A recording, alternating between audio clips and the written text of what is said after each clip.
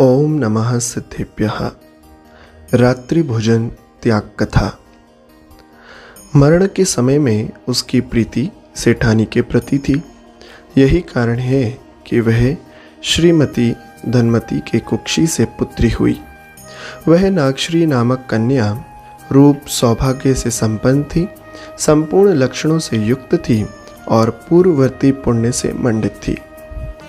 देवांगनाओं के समान वह कन्या शुक्ल पक्षीय द्वितीया निर्मल चंद्रकला के समान दिनों दिन वृद्धि को प्राप्त होने लगी।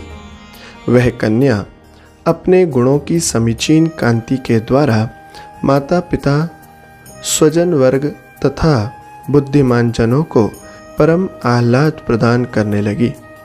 तदनंतर प्रौढ़त्व को प्राप्त कर वह मूढ़ता से रहित सुख कर नागश्री जिनवाणी के समान सुशोभित होने लगी। वह अपने पुण्य प्रसाद से जगत में हित करने वाले जैन धर्म में उसी प्रकार रति करने लगी जैसे मुनिराज का सुमति से प्रेम होता है। वह श्री जिनेंद्र भगवान के चरण कमलों की पूजन में तत्पर रहती थी। वह अनेक शास्त्रों में प्रवीण थी तथा सदाचार में लीन थी। श्रावक व्रत से मंडित वह कन्या प्रीतिपूर्वक मुनि आरिका आदि विषयक सत्पात्र दानमान आदि समीचीन क्रियाओं को नित्य ही करती थी। सम्यक्त और व्रत से पवित्र होकर वह दान पूजा करती थी। वह क्षमा आदि गुणों से संपन्न होकर सीता के समान शोभने लगी। सारभूत संपत्ति को प्रदान करने वाले पंच नमस्कार मंत्र का वह नित्य ही स्मरण करती थी। इस प्रकार पितृगृह में रहने वाली नागश्री की महिमा तीन लोक को ज्ञात हुई। अहो, श्री जिनेंद्र भगवान का प्रभाव त्रिभुवन में श्रेष्ठ है। एक व्रत के प्रसाद से शीघ्र ही नीच कुल को छोड़कर अनेक प्रकार के सौंदर्य और गुणों से युक्त श्रावक कुल को प्राप्त हुई। पुण्योदय से वह यौवन अवस्था को प्राप्त हुई। इधर वह क्रूर कर्मा चांडाल मातंगी मरण के देखकर पश्चाताप से पीड़ित हुआ। धर्म रहित होकर उस मूढ़ चांडाल ने छुरिका से अपने पेट का विदारण किया। आर्त ध्यान से मरकर वह कुत्ता हुआ।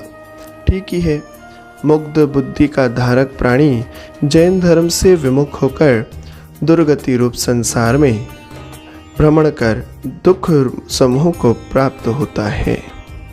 वह कुत्ता भी कर्मवशात घूमते घूमते सागर सेठ के घर के निकट आ पहुंचा। उस कुत्ते को देखकर नागश्री में पूर्ववर्ती संस्कार के कारण कुछ मोह उत्पन्न हुआ।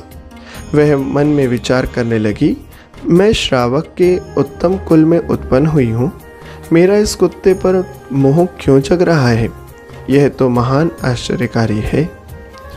कुत्ते के भविष्यकालीन पुण्यकर्म के उदय से नागश्री मन में विचार कर उसे मोती कहकर पुकारा और उसका रक्षण तथा पोषण किया। वह कुत्ता भी कृतज्ञ होकर नागश्री के घर के उपवन में सुखपूर्वक रहने लगा। उसकी आज्ञा के वश होकर वह उसके पीछे गमनागमन करता था। एक बार नागश्री के सदाचार को देखकर एक स्वजन ने कहा, पुत्री, तुम अपने पति के घर अपने व्रत का पालन कैसे कर सकोगी? नागश्री ने अपने स्वजन से कहा, जो बुद्धिमान व्रतों से संपन्न होगा वही मेरा पति होगा, अन्य कोई अव्रती मनुष्य मेरा पति नहीं होगा। अथानंतर उसी नगर में श्रीधर नामक सेठ रहता था। वह धनादि से युक्त था, सम्यक दृष्टि था तथा जिन भक्त था। पात्रदान, जिनेंद्र भगवान की अर्चना, श्रावकाचार में तत्परता, नित्य परोपकारिता आदि में रत श्रीधर जैन धर्म का धुरंधर था। वह स्वयं प्रतिदिन दान और पूजा की विधि में 1 दिनार व्यय करता था। वह पवित्र आत्मा था और परमानंद से भरा हुआ था। उसकी पत्नी का नाम श्यामा था। पाप कर्म के उदय से वह श्यामल मन वाली थी। उसके मन में अत्यंत लोभ था, उसे धर्म कर्म रुचता नहीं था। वह श्रीधर सेठ गाढ़ पुण्यात्मा था और धर्मवत्सल था। उसकी पत्नी श्यामा अशुभ भाव की धारक थी। कर्मों की गति विचित्र है। किसी एक दिन राजा नरपति ने उस गुणशाली श्रीधर सेठ को बुलाकर कहा, हे श्रेष्ठिन, तुम बुद्धिमान हो। हे बुद्धिमान, तुम शीघ्र ही रत्नद्वीप में जाकर अनेक प्रकार के रत्न लाकर मुझे प्रदान करो, मैं तुम्हें इच्छित धन प्रदान करूंगा। उस सेठ ने नतमस्तक होकर राजा से कहा, हे प्रजापालक, हे पुण्य रूप बुद्धि के धारक महाराज, आप सुनिए। हे नाथ, मैं प्रतिदिन एक स्वर्णमयी दिनार से जगत का हित करने वाले पूजा आदि सद्धर्म को करता हूँ। राजा ने भी सेठ के मन को प्रिय लगने वाले वचन सुनकर परम आनंद प्राप्त कर उस पुण्यात्मा ने उस समय यानी 360 चमकते हुए सोने की दिनारें महासम्मान पूर्वक प्रदान की। उस बुद्धिमान ने उन दिनारों को ग्रहण किया। उस धर्मवेत्ता सेठ ने घर जाकर स्नान आदि करके धोए हुए 2 वस्त्र धारण कर भक्ति पूर्वक जिनालय में जाकर पापों का विनाश करने के लिए प्रसन्नता पूर्वक सारभूत पुण्य के कारणभूत जलधारादि द्रव्यों से स्वर्ग मोक्ष प्रदायक श्री जिनेंद्र भगवान की अर्चना करके स्तोत्र आदि किए। ठीक है, यही क्रम है। संसार समुद्र से पार कराने को नमस्कार कर सारभूत संपदा को प्रदान करने वाली श्री जिनेश्वर की वाणी का श्रवण कर दोनों हाथों को जोड़कर पुनः गुरुओं को नमस्कार कर कहा, भो स्वामिन, कृपा कर आप मुझे सेवक का कथन सुनिए। राजा ने मुझे आज्ञा दी है, मैं मूल्यवान रत्नों को लाने के लिए मनोहर रत्नद्वीप जा रहा हूँ।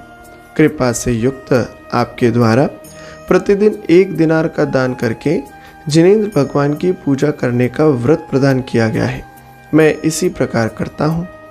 इस प्रकार संघ के सानिध्य में विज्ञप्ति देकर तथा गुरु को पुनः पुनः नमस्कार कर अपने घर जाकर युक्ति विचक्षण से सेठ ने पात्र दान आदि करके भोजन करके तथा अपनी पत्नी श्यामा के हाथ में स्वर्ण के दिनार देकर कहा, भो प्रिय, जिस प्रकार मैं प्रतिदिन करता आया हूँ, तुम भी इन स्वर्ण की दिनारों को प्रतिदिन एक एक की पद्धति से दान पूजन आदि शुभ कार्यों को संपन्न करना। स्वर्ग और मोक्ष के सुख को प्रदान करने वाले श्रीमान जिनेंद्र भगवान के द्वारा कहा गया धर्म तुम्हें नित्य पालना चाहिए, क्योंकि यह अत्यंत दुर्लभ है। भो भद्रे, जिस प्रकार इस लोक में चिंतामणि रत्न चिंतित पदार्थ को प्रदान करता है, उसी प्रकार धर्म के द्वारा नियमतः यश, कीर्ति और सुख की प्राप्ति होती है। इस प्रकार शुभ वचनों को कहकर वह बुद्धिमान सेठ पंच नमस्कार मंत्र का स्मरण करते हुए शीघ्रता से रत्नद्वीप चला गया। इधर खोटे मन को धारण करने वाली श्यामा ने महालोभ रूपी ग्रह से ग्रस्त होकर दयाहीन बनकर दिनारों को पेटी में बंद करके उसने पात्रदान, जिनेंद्र अर्चना आदि कोई कार्य नहीं किया। ठीक ही है, जो भविष्य में दुर्गति को जाने वाला है, वह जीव धर्म से विमुख होता है।